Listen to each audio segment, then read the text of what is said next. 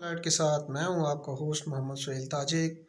तहसील पिंड दादर खान के गांव कसनिया के कब्रिस्तानों की हालत इंतहाई ख़राब है। गांव के कब्रिस्तान कचरे के ढेर, गोबर के ढेर और गंदे पानी के जोड़ के मनाजर पेश कर रहे हैं। इसी पे एक खसूसी रिपोर्ट आइए देखते हैं। जी नाजरीन, इस वीडियो में आप जो मनाजर देख रहे हैं, ये मनाजर ना तो किसी जंगल के हैं और ना ही कचरे के किसी ढेर के और ना ही गंदे पानी के किसी जोहड़ के, बल्कि ये मनाजर हैं तहसील पिंड दादन खान के गांव कसनिया के कब्रिस्तान के, जो इस वक्त पानी के गंदे जोहड़, गोबर के ढेर और माल मवेशियों का बाड़ा बना हुआ है।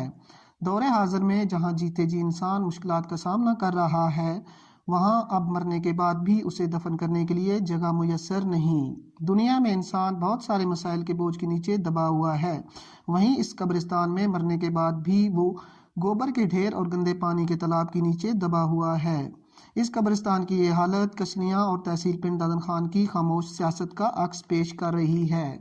हम अपनी मदद आपके तहत इस कब्रिस्तान की हालत को बेहतर करना चाहते हैं, मगर हमारे पास इतने वसाइल मौजूद नहीं।